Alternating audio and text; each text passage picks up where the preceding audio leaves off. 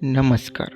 आज हम आयुर्वेद की एक विशेष वेदन चिकित्सा क्षीरधूम की प्रक्रिया को विस्तार से समझेंगे और उसका प्रदर्शन करेंगे। सबसे पहले आवश्यक मात्रा में बलाक्वात लिया जाता है। इसके बाद उसमें उचित मात्रा में दूध मिलाया जाता है ताकि यह मिश्रण स्वेदन के लिए उपयुक्त बन सके।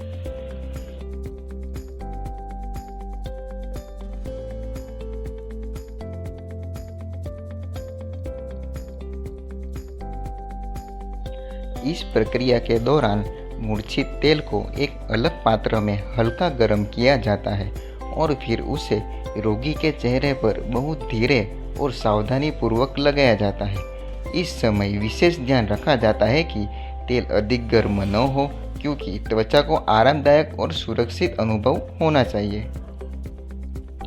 अब रोगी को आरामदायक स्थिति में बेड पर लिटाया जाता है तथा शरीर को कंबल अथवा तौलिए से ढक दिया जाता है ताकि ऊष्मा बनी रहे।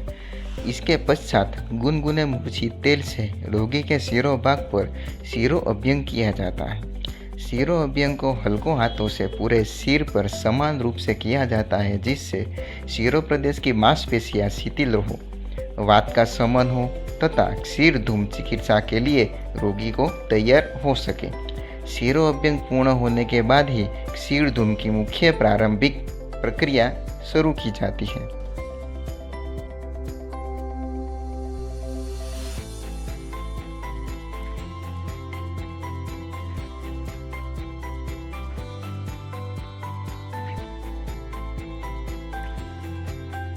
इसके बाद दोनों आंखों पर स्वच्छ कॉटन पैड रखकर उन्हें पट्टी से अच्छी तरह बांध दिया जाता है ताकि क्षीरधूम के दौरान निकलने वाली गर्म भाप सीधे आंखों के संपर्क में न आए और आंखों की सुरक्षा बनी रहे।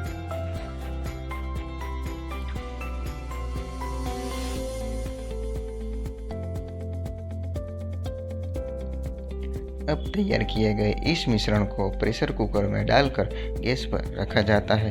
प्रेशर कुकर के ढक्कन में सुरक्षा वाल्व और स्टीम आउटलेट का भाग होता है तथा उसमें एक पाइप जोड़ा जाता है जो खुला रहता है। उसी पाइप के माध्यम से चेहरे पर अर्थात फेस पर उचित और निर्धारित दूरी से स्वेदन किया जाता है। स्वेदन शुरू करने से पहले यह जांच किया जाता है कि निकलने वाली भाप रोगी को बहुत गर्म तो नहीं लग रही है। यदि भाप गर्म महसूस हो तो पाइप की दूरी बढ़ा दी जाती है ताकि स्वेदन आरामदायक और सहनशील रहे। रोगी को किसी प्रकार की जलन या असुविधा न हो, उसका विशेष ध्यान रखा जाता है। इसके बाद पाइप द्वारा चेहरे के सभी भागों पर समान रूप से स्वेदन किया जाता है। धीरे धीरे भाप को इस प्रकार निर्देशित किया जाता है कि माथा, गाल, नाक के आसपास का भाग और अन्य आवश्यक क्षेत्र अच्छी तरह से स्वेदित हो सके।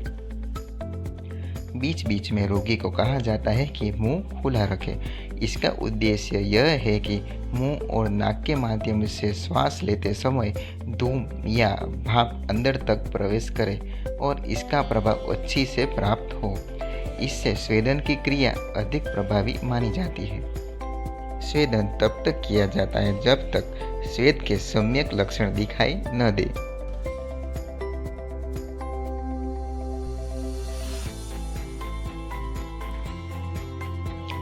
स्वेदन पूर्ण होने के बाद आंखों पर बांधी गई पट्टी को हटा दिया जाता है और कॉटन की सहायता से आंखों को हल्के से साफ किया जाता है। यदि अधिक पसीना आया हो तो उसे तौलियों से धीरे धीरे पोंछ दिया जाता है ताकि रोगी को स्वच्छता और आराम दोनों मिल सके।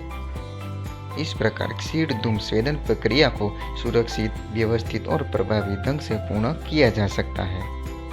इस रोगों में हम क्षीरधूम का उपयोग कर सकते हैं। Contra indications.